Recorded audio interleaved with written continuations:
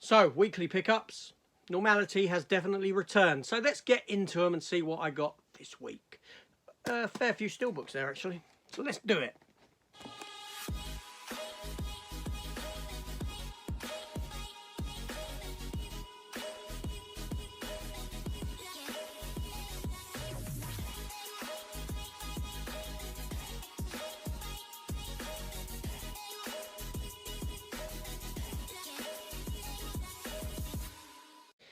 Hi everyone, welcome back to the channel. Welcome to my weekly pickup video. Blu-rays, DVDs, 4K, steelbooks, collector's edition, bootlegs, whatever it may be that I picked up over the last week. Let's take a look at what I got. And we're going to get through this one. I'm not going to dilly-dally. Should we just do it and get through it pretty quick? So first up, DVD. One DVD came about in a conversation in Duel.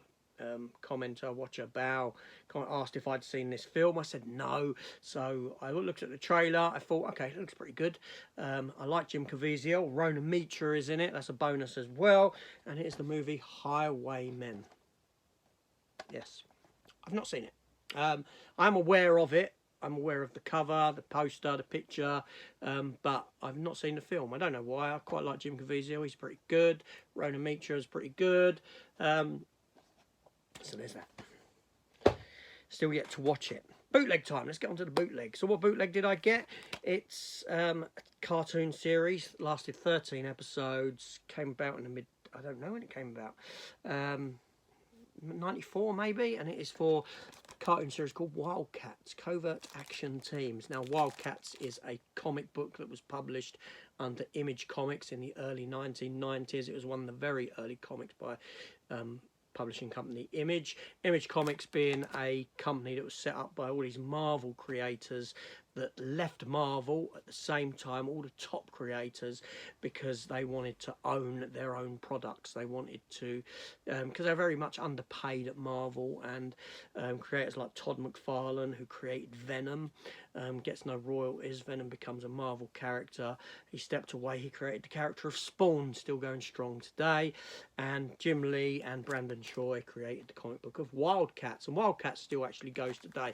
Not published under Image Comics. It went into Wildstorm, and Wildstorm was then bought by DC, so it kind of worked back into a big company.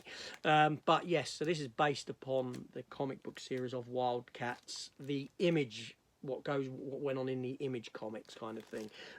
It was around that era that this was done. It was sort of made a bit more family friendly, so some changes were made. I've not watched it yet.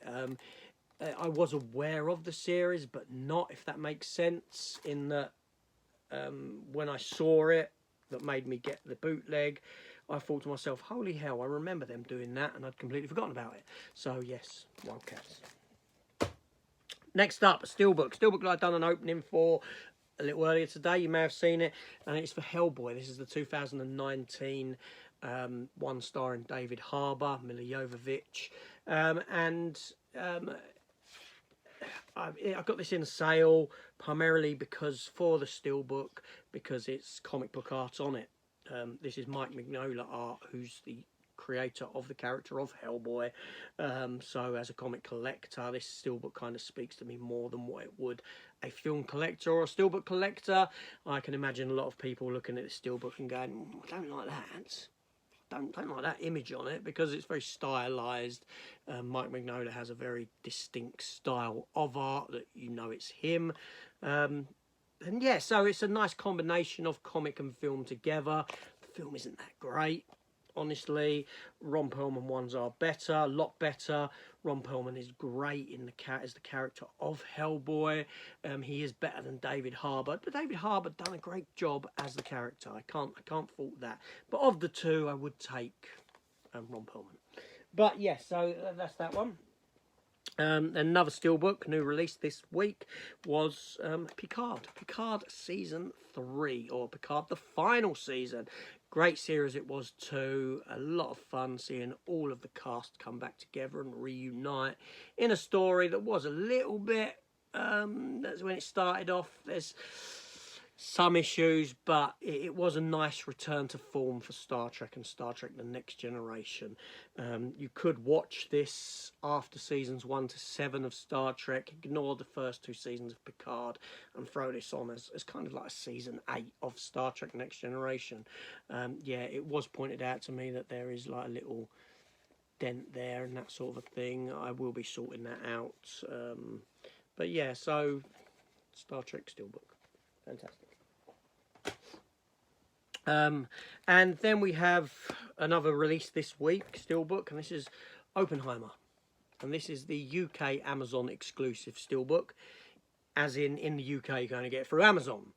You can find it on other Amazon sites outside of the UK and probably some other places.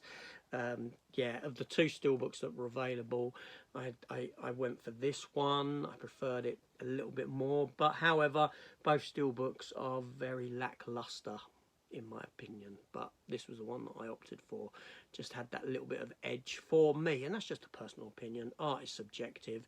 You may prefer the other one, that's fine. However, I wouldn't blame people for not picking up either steelbook and just going for the standard 4K or Blu-ray Amaray release of this, because the steelbook, like I said, somewhat lackluster.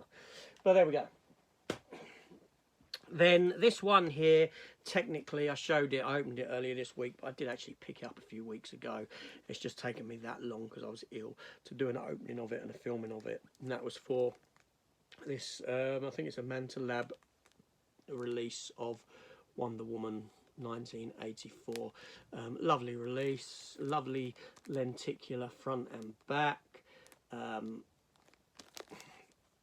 And when this film came out, you know, I know it weren't too long ago, it was like the start of COVID, that sort of a thing, and it got a lot of hate, a lot of criticism, and I haven't seen it since then, and I really need to give it a rewatch, because is it that bad?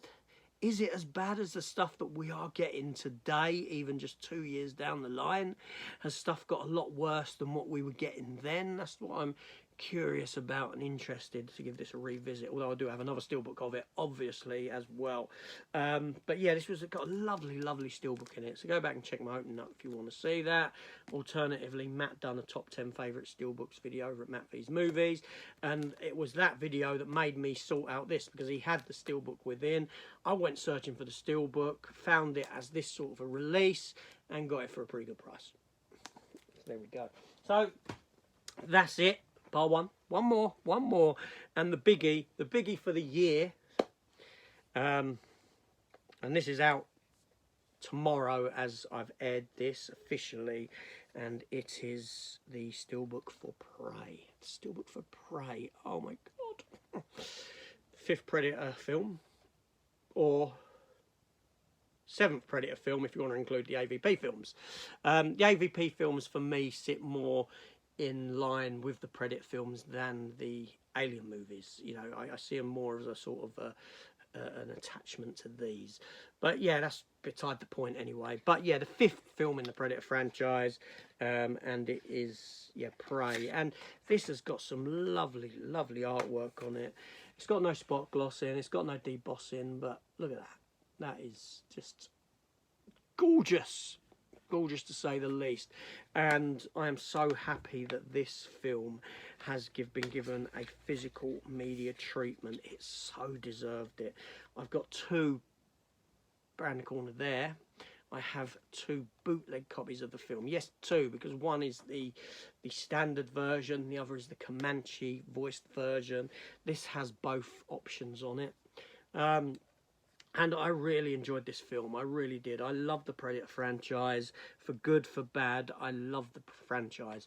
First Predator film is a film for me that sits in my top 10 favourite films of all time, easily. It's a fantastic film. Predator 2, although now very dated, and you can see influences from RoboCop within and things like that. It's an enjoyable, fun, exciting film that sort of broadened the character of the Predator and opened up the mythology of the Predator. Predators is a film that I really enjoy, even though it sort of harks back to the beats of the first Predator film. I really like it. I have a lot of fun with it. Adrian Brody for me was inspired casting, because when they mentioned Adrian Brody, I was like, hold on a minute, who? What? I mean, I knew who, but I was like, Adrian Brody, the big nosed fella, you know, skinny, big, and he was fantastic in the film, fantastic. And then The Predator is a film that is fun. It's a fun film. It's a crap film. Okay, I shouldn't say it's fun. It's not boring. It's not a boring film, but it's a crap film. It's awful. It does everything wrong that a Predator film shouldn't do, right? However, it intrigues me because of the backstory of the film that we didn't get, the version that we didn't get always intrigues me. The version with the aliens, the predators that are in Area 51, Edward James Olmos, his character in it that didn't appear, them joining forces with the humans to fight the big hybrid predator thing, and we didn't get it. They reshot it all. They reshot that entire third act. So I'm intrigued that there's this other film out there that I never got to see, and I'd love to see that cut of it. I really would, even if it was a rough cut, like a work print or whatever. I'd love to see it, but I acknowledge it's a poor film. It's a bad film. And then obviously we got Prey, and Prey kind of took us back to the original roots of the Predator, and they set it in a different timeline. It's not a different timeline, a different time, a different historical era. And this is something that the comics have been doing with the Predator since maybe I want to say that Dark Horse Comics had the rights of the Predator from 1989, about 1990. No, it would have been earlier than that, because the first Predator comics are what inspired Predator 2. I think Predator 2 was 1990? Alexa, when did Predator 2 get released? The film Predator 2 was released on the 3rd of May 1991. 1991. So yeah, so it was like 1990s, 1989 when Dark Horse acquired the rights to the Predator and the Aliens, and they first done the Alien versus Predator comics, which inspired the skull on the in Predator 2 that you see on the wall, and you know, and they started doing stories. Their first Predator story was set in the city. That inspired Predator 2 as well. They done Predator stories set in the past. So much so, in fact, that the gun in this, the gun that you see in Predator 2, okay, that was in Predator 2, but then they done a story, a comic around that gun. That gun was then introduced back into this. Yeah, but there's been different eras in the comics, World War II, things like that for the Predator, hunting, and I really hope that we do get a Prey 2 set in another time period. It just, why not? It would be visually grand. It'd be grandiose to see that sort of thing. But anyway, so those were the pickups for this week. That's it. So let me know down below in the comments if you picked anything up, what you picked up. Is Prey something you're getting? I'm sure we're all excited for Prey. We must be. Let me know, and let's talk film. And I'll see you on the next one. Take care all, and goodbye.